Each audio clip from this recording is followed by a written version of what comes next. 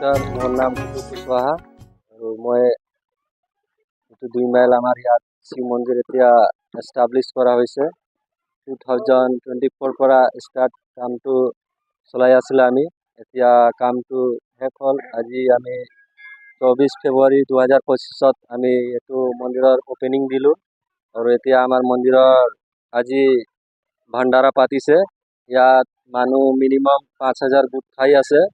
এতিয়াও মানুহবিলাক গাঁৱে গাঁৱে আমাৰ ওচৰা ওচৰি গাঁওবোৰৰ পৰা কাঠলগুৰি, চৰিয়াজান, বোকাজান, খটখটি, লাউৰিজান ধৰি এইফালে আমাৰ বালিপথাৰ লোকে মানুহবিলাক ইয়াত গোট খাই আছে পূজাৰ প্ৰসাদ আৰু ভালে চবে এতিয়া ভাল পাই আছে। আমাৰ 2 মাইল বোকাজান অঞ্চলৰ এইটো শিৱ মন্দিৰৰ আজি উদ্ঘাটন হ'ল। মানুহবিলাক চবে মৰম পাইছে, ভাল পাইছে।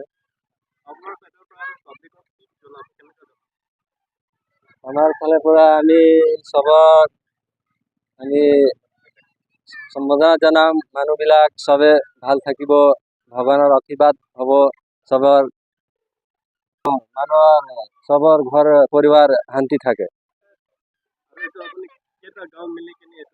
আমি এটা 8টা গাঁও মিলি এইটো পূজাৰ একটা কমিটি বনাই পাতি আছো।